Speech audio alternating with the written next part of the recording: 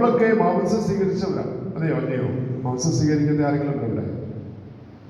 ഉണ്ടോ? ഇല്ല, എല്ലാവരും മാംസം സ്വീകരിച്ചവരാണ്. നമ്മുടെ മാംസത്തെക്കുറിച്ച് നമ്മൾ ഓർക്കുന്നുണ്ട് ആരെങ്കിലും? സാധ്യതയില്ല. ഉണ്ടോ? പ്രായപൂർത്തി വന്നിട്ട് സ്വീകരിച്ച ആരെങ്കിലും ഉണ്ടെങ്കിലേ ഓർക്കുള്ളൂ. അല്ലെങ്കിൽ ശിശുവായിരുന്നപ്പോൾ ജനിച്ച ദിവസം 5 ദിവസം കഴിഞ്ഞപ്പോൾ അല്ലെങ്കിൽ കുറച്ച് ദിവസം കഴിഞ്ഞപ്പോൾ ഓർക്കാൻ സാധ്യതയില്ല. നമുക്ക് ആർക്കായിട്ടുള്ള ഓർമ്മയില്ല. എന്നാൽ നമ്മൾ മാമോദിസയിൽ പങ്കെടുത്തിട്ടുണ്ട്. പലരുടെയും, നമ്മുടെ കുട്ടികളുടെ ആയിരിക്കാം അല്ലെങ്കിൽ മറ്റുള്ളവരുടെ ആയിരിക്കും ഒക്കെ നമ്മൾ പങ്കെടുത്തിട്ടുണ്ട്. അപ്പം മാമോദിസ എന്താണെന്ന് നമുക്കറിയാം. യേശുനാഥൻ മാമോദിസ സ്വീകരിച്ചപ്പോൾ എന്താ സംഭവിച്ചത് എന്ന് വചനത്തിൽ നമ്മൾ വായിച്ചിട്ടുണ്ട്. എന്താ സംഭവിച്ചത്? യേശുനാഥൻ സ്വീകരിച്ചപ്പോൾ എന്ത് സംഭവിച്ചു? വചനത്തിൽ പറഞ്ഞ കാര്യങ്ങളാണ്. ഇപ്പോൾ തന്നെ കേട്ട വചനങ്ങളാണ്. എന്തായിരിക്കും പറഞ്ഞത്? സ്വർഗം തുറക്കപ്പെട്ടു. പിന്നെ പരിശുദ്ധാത്മാവ് പ്രാവിന്റെ രൂപത്തില് ഇറങ്ങി വന്നു. വേറൊരു കാര്യം കൂടി, ഇവൻ എന്റെ പ്രിയപുത്രനാകുമെന്ന് ആരാ പറഞ്ഞേ? പിതാവ് പറഞ്ഞു. അപ്പൊ 3 പേരെയും വെളിപ്പെടുത്തുന്ന ഒന്നായിരുന്നു യേശുവിന്റെ ജ്ഞാനസ്നാനം എന്ന് പറയുന്നത് എന്ന് നമ്മൾ മനസ്സിലാക്കുകയാണ്. അതായത് യേശുനാഥൻ ജ്ഞാനസ്നാനം സ്വീകരിച്ചപ്പോൾ 3 വ്യക്തികൾ, പിതാവ്, പുത്രൻ, പരിശുദ്ധാത്മാവ്, ഈ 3 ത്രിയേക ദൈവത്തിന്റെ വെളിപ്പെടുത്തലാണ് യേശുവിന്റെ ജ്ഞാനസ്നാനം എന്ന് പറഞ്ഞു കഴിഞ്ഞാൽ. അതായത് യേശുനാഥൻ തന്റെ ജനനത്തിന് ശേഷം ആരും അധികം അറിയപ്പെട്ടിരുന്നില്ല. തന്റെ രഹസ്യമായി ജീവിച്ചിരുന്ന കാലത്ത് യേശു ഉദയസൂര്യനാണോ അല്ലെങ്കിൽ എന്നോ ആരും അറിഞ്ഞിരുന്നില്ല. പക്ഷേ എങ്കില് യേശുനാഥന്റെ ജ്ഞാനസ്നാനത്തോടു കൂടി യേശുനാഥനെ ലോകത്തിന് വെളിപ്പെടുത്തി കൊടുത്തു. ഇവൻ എന്റെ പ്രിയപുത്രനാണ്, ഇവനെ ശ്രമിക്കുമെന്ന് പിതാവ് പറഞ്ഞപ്പോൾ ഇവൻ ഉദയസൂര്യനായിട്ട് ലോകത്തിലുള്ള സകലർക്കും വേണ്ടി, സകല ജനങ്ങൾക്കും വേണ്ടി വന്നവനാണ് എന്ന് വെളിപ്പെടുത്തി തരികയാണ്. നമുക്ക് എല്ലാവർക്കും വേണ്ടി അവിടുന്ന് ലോകത്തിലേക്ക് കടന്നു വന്നു എന്ന് നമുക്ക് സാക്ഷ്യപ്പെടുത്തി തരിക. ഇവനിൽ വിശ്വസിക്കുക. പിതാവ് വെളിപ്പെടുത്ത ഇവനെന്റെ പ്രിയപുത്രനാണ്, ഇവനെ ശ്രമിക്കുമെന്ന്. അപ്പോൾ പിതാവിന്റെ സ്വരം, അതുപോലെ പരിശുദ്ധാത്മാവ് പ്രാവിന്റെ രൂപത്തിൽ. അപ്പോൾ നമുക്കായ ത്രിയേക ദൈവമാണ് യേശുവിന്റെ ജ്ഞാനസ്നാനത്തിലൂടെ നമുക്ക് സാധിക്കുക. പ്രിയമുള്ളവരെ, ഈ ജ്ഞാനസ്നാനം പ്രതിരോധത്തിലൂടെ യേശുവിനെ നമുക്ക് വെളിപ്പെടുത്തി തന്നുവെങ്കിൽ ഇന്ന് നിങ്ങൾ ഈ ദേവാലയത്തിലായിരുന്നുകൊണ്ട് അല്ലെങ്കിൽ ഈ ധ്യാന കേന്ദ്രത്തിലായിരുന്നുകൊണ്ട് യേശുവിനെ നമ്മുടെയൊക്കെ ജീവിതത്തിന്റെ ഏറ്റവും പ്രിയപ്പെട്ടവനായിട്ട് ഏറ്റുപറഞ്ഞുകൊണ്ട് സ്വീകരിച്ചുകൊണ്ട് നമ്മൾ ഈ ധ്യാനത്തിലൂടെ കടന്നു പോവുകയാണ്. അതായത് വചനം ശ്രമിച്ചുകൊണ്ട് യേശുവിന്റെ പാദാരത്തിലിരുന്ന് പ്രാർത്ഥിച്ചുകൊണ്ട് ഇവൻ എന്റെ പ്രിയപുത്രനാണ്, ഇവനെ ഞാൻ എന്നെ രക്ഷകനായിട്ട് സ്വീകരിക്കേണ്ടവനാണ് എന്ന് മനസ്സിലാക്കാൻ പോകുന്ന നിമിഷങ്ങളാണ് ഇനിയുള്ള ദിവസങ്ങൾ, ഈ 2-3 ദിവസങ്ങൾ.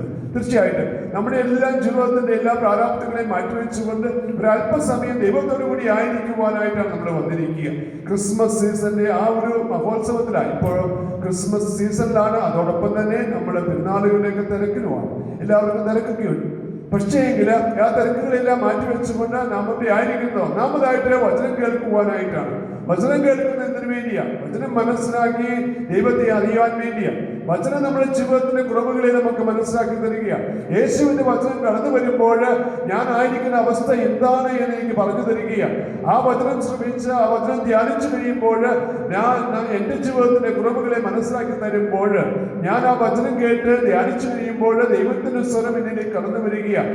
എന്റെ ഹൃദയത്തിലേക്ക് കടന്നു വരുന്ന ദൈവത്തിന്റെ സ്വരത്തോട് ഞാൻ ചേർന്ന് നിൽക്കാൻ തയ്യാറാകുമ്പോൾ ഞാൻ ദൈവത്തിന്റെ പ്രിയപുത്രനായിട്ട് പ്രിയപുത്രിയായിട്ട് മാറുകയാണ് എന്ന് ഓരോ വ്യക്തിയും മനസ്സിലാക്കണം.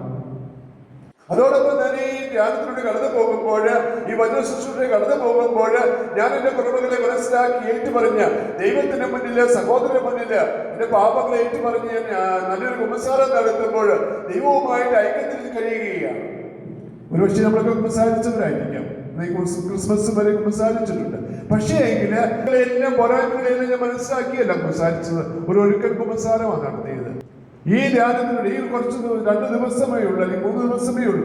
ഈ ദിവസത്തില് ദൈവത്തിന്റെ വചനം കേട്ട് കാര്യമായ വചനത്തിൽ ധ്യാനിച്ചുകൊണ്ടിരിക്കുമ്പോഴാണ് എന്റെ കുറവുകളെ, എനിക്ക് പോരായ്മകളെയൊക്കെ മനസ്സിലാക്കി തരുന്നത്. അപ്പോഴാണ് എന്റെ കുറവുകളിൽ പോരായ്മകൾ എന്ന് പറഞ്ഞാല് എന്റെ ജീവിതത്തിന്റെ പാപാവസ്ഥകള്, ആ അവസ്ഥകളെയൊക്കെ ദൈവം എനിക്ക് മനസ്സിലാക്കി തന്നു കഴിയുമ്പോൾ ഞാൻ അതെല്ലാം ഏറ്റുപറഞ്ഞ് ദൈവത്തോടും സഹോദരങ്ങളോടും മാപ്പ് ചോദിച്ചു കഴിയുമ്പോൾ ഞാൻ ദൈവത്തിന്റെ പ്രിയപുത്രനായിട്ട് പ്രിയപുത്രിയായിട്ട് മാറുകയാണ് ചെയ്യുക. അതോടൊപ്പം തന്നെ വിശുദ്ധ കുർബാനയിലൂടെ, ആരാധനയിലൂടെ ദൈവം എന്നിലേക്ക് കടന്നു വരുമ്പോൾ പരിശുദ്ധാത്മാവിന്റെ അഭിഷേകം ഉണ്ടാവുകയാണ്. യേശുവിന്റെ മേലെ പ്രാവിന്റെ രൂപത്തിൽ യേശു കടന്ന് ദൈവം പരിശുദ്ധാത്മാവ് കടന്നു വന്നെങ്കിൽ നമ്മുടെ ഓരോരുത്തരിലേക്കും ഈ പരിശുദ്ധാത്മാവിനോട് കടന്നു വരുവാനായി തീവ്രമായി പ്രാർത്ഥിക്കേണ്ട നിമിഷങ്ങളാണ് ഈ ദിവസങ്ങൾ. പരിശുദ്ധാത്മാവ് നമ്മളിലേക്ക് കടന്നു വരുമ്പോൾ നമ്മുടെ ജീവിതത്തിലുള്ള എല്ലാ ഭിന്നിപ്പുകളും മാറും. സ്നേഹത്തിന്റെ ഭാഷ എന്താ നമ്മൾ മനസ്സിലാക്കും. ആ പരിശുദ്ധാത്മാവിനാൽ നിറയുമ്പോൾ നമുക്ക് ആ പരിശുദ്ധാത്മാവിന്റെ ഫലങ്ങള് ദാനങ്ങള് നമ്മുടെ ജീവിതത്തിലേക്ക് ഉണ്ടാവുകയാണ്. അപ്പോഴാണ് ഞാൻ ദൈവത്തിന്റെ പ്രിയപുത്രനും പ്രിയപുത്രിയുമായിട്ട് മാറുന്നത് എന്നും കൂടി മനസ്സിലാക്കുക. അതുകൊണ്ട് ഈ ധനകാത്തിരുന്നാൾ നമ്മൾ പറഞ്ഞു വരുന്നത് യേശുവിന്റെ പ്രിയപുത്രനും പ്രിയപുത്രിയുമായിട്ട് മാറുക. ജ്ഞാനസ്നാനത്തിലൂടെ ഞാൻ യേശുവിന്റെ മകളായി മാറിയെങ്കിൽ ആ ജ്ഞാനസ്നാനത്തിന് ശേഷം എന്റെ ജീവിതത്തിൽ വന്നുപോയ കുറവുകൾ കൊണ്ട് ഞാൻ ദൈവത്തിൽ നിന്ന് അകന്നുപോയി. ഒരുപക്ഷെ ദൈവത്തിന്റെ മകനും അല്ലാതായി മാറിപ്പോയി. പക്ഷേങ്കില് ഈ ധ്യാനത്തിലൂടെ കടന്നു പോകുമ്പോൾ ദൈവനോട് പറയുന്നത്, നീ എന്റെ മകനും മകളുമായി മാറുക. വചനം കേട്ട് ധ്യാനിച്ച് പ്രാർത്ഥിച്ച് നീ എന്നിലേക്ക് കടന്നു വരിക. ഞാൻ നിന്നെ എന്റെ പുത്രനും പുത്രിയുമായി സ്വീകരിക്കാനായിട്ട് തയ്യാറായിരിക്കുക. പ്രിയമുള്ളവരെ, ദൈവത്തിന്റെ സ്വരം ശ്രമിക്കുക. നമ്മുടെ ഹൃദയങ്ങളെയും കാതുകളെയും നമ്മൾ തുറക്കാം. ദൈവത്തിന്റെ സ്വരം അത് ആരിലൂടെ കടന്നു വന്നാലും അത് ശ്രമിക്കുവാനായിട്ട് നമ്മുടെ ഹൃദയങ്ങളെയും കാതുകളെയും നമ്മൾ തുറന്നു വെക്കണം. അത് വചനത്തിലൂടെ ആയിരിക്കാം, എന്റെ കൂടെ വചനം പ്രഘോഷിക്കുന്ന വ്യക്തിയിലൂടെ ആയിരിക്കാം, അതല്ലെങ്കിൽ പ്രാർത്ഥനാ ജീവിതത്തിലൂടെ ആയിരിക്കാം. ഏതുമായിക്കൊള്ളട്ടെ, ഏത് വഴിയിലൂടെ കടന്നു വന്നാലും ആ ദൈവത്തിന്റെ സ്വരം ശ്രമിക്കുവാൻ, ആ സ്വരം ശ്രമിച്ച് ആ ദൈവത്തിന് അനുരൂപരായിട്ട് ജീവിക്കാൻ, യേശുവിന്റെ പ്രിയപുത്രനും പുത്രിയുമായിട്ട് ജീവിക്കാൻ ഞാൻ തയ്യാറാകുമ്പോഴാണ് ഈ വചനം എൻ്റെ ജീവിതത്തിൽ, അല്ലെങ്കിൽ ഈ ധ്യാനം എൻ്റെ ജീവിതത്തിൽ ഒരു അനുഭവമായി മാറുക. അനുഭവം എന്ന് പറഞ്ഞു കഴിഞ്ഞാൽ ഞാൻ ഈ വചന ശുശ്രൂഷയിലൂടെ കടന്നു പോകുമ്പോൾ ഒരു പുതിയ വ്യക്തിയായിട്ട് മാറുക. യേശുനാഥൻ പുതിയ സൂര്യനായിട്ട് പ്രഭ ഉദിച്ചു വരുന്ന വ്യക്തിയായിട്ട് ലോകർക്ക് ദൈവം വെളിപ്പെടുത്തി കൊടുത്തുവെങ്കിൽ ഞാൻ നിങ്ങളുമൊക്കെ വചനം കേട്ട് ധ്യാനിച്ച് പ്രാർത്ഥിച്ച് എൻ്റെ സമൂഹത്തിലേക്ക് ഇറങ്ങിച്ചെല്ലുമ്പോൾ അവിടെ ഞാൻ പുതിയ സൂര്യനായിട്ട് മറ്റുള്ളവരെ പോലെയല്ല, വചനം കേട്ട് ധ്യാനിച്ച് പ്രാർത്ഥിച്ചൊരു വ്യക്തി മറ്റുള്ളവർക്ക് അഭിന്നമായി ജീവിക്കുന്ന, ദൈവത്തെ പ്രഘോഷിക്കുന്ന വാക്കിലൂടെ, ചിന്തയിലൂടെ, അതുപോലെ പ്രവൃത്തിയിലൂടെ യേശുവിനെ പ്രഘോഷിക്കുന്ന ഒരു വ്യക്തിയായി മാറണം. അതിനുവേണ്ടിയാണ് നമ്മൾ ധ്യാനം കൂടുന്നത്. എന്നെ തന്നെ മനസ്സിലാക്കുവാൻ, എൻ്റെ പോരായ്മകളെ മനസ്സിലാക്കുവാൻ, അതോടൊപ്പം തന്നെ ആ പോരായ്മ ഏറ്റു പറഞ്ഞ് ദൈവത്തെ കൂടുതൽ സ്നേഹിക്കാൻ. അതുകൊണ്ട് ഈ ധ്യാന ശുശ്രൂഷ നിങ്ങൾക്കൊരു ദൈവാനുഭവ ശുശ്രൂഷയായി മാറട്ടെ. പരിശുദ്ധാത്മാവിൻ്റെ അഭിഷേകം നിങ്ങളിലേക്ക് ധാരാളമായി ഇറങ്ങി വരട്ടെ. ഇവൻ എൻ്റെ പ്രിയപുത്രനാകുന്നു, എൻ്റെ പ്രിയപുത്രിയാകുന്നെന്ന് യേശുനാഥൻ നമ്മളെക്കുറിച്ച് പറയുവാനായിട്ടിടയാകട്ടെ. യേശുവിനെ സ്വീകരിച്ചു പരിശുദ്ധാത്മാവിൻ്റെ അഭിഷേകത്താൽ നിറഞ്ഞുകൊണ്ട് നമുക്ക് ദൈവസ്നേഹത്താൽ പൂരിതരായി നമ്മുടെ ഭവനങ്ങളിലേക്ക് മടങ്ങാൻ സാധിക്കും.